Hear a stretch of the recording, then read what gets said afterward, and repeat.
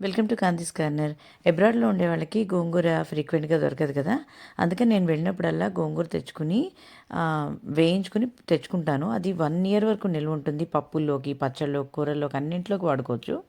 మీకు ఎలా చేసుకోవాలో చూపిస్తాను. గోంగూర తీసుకుని బాగా కడిగేసి నేడకి ఆరనివ్వాలి. ఆరనిచ్చిన తర్వాత దానికి సరిపడా ఉప్పు, చింతపండు వేసుకుని ఆయిల్లో వేసి ఒక పెద్ద వెడల్పాటి గిన్నెలో వేయించుకోవాలి. ఎలాంటి వాటర్ తగలనివ్వకండి. ఉప్పు, పసుపు, చింతపండు, ఆయిల్ మాత్రం పప్పు నూనె కానీ లేకపోతే వేరుశనగపప్పు నూనె కానీ వేసుకోండి.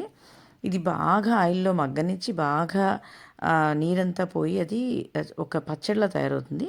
ఇప్పుడు దీన్ని ఎయిర్ టైట్ కంటైనర్లో పెట్టేసుకుంటే కనుక మనకి 1 year వరకు నిల్వ ఉంటుంది. ఒకసారి మీరు కూడా అలా చేసుకోండి. నేను ఇలాగే గోంగూర ఇండియన్ తెచ్చుకుని నిల్వ ఉంచుకుంటాను. చాలా అన్నింటికి పనికొస్తుంది. చాలా బాగుంటుంది. I hope you like this video and thanks for watching.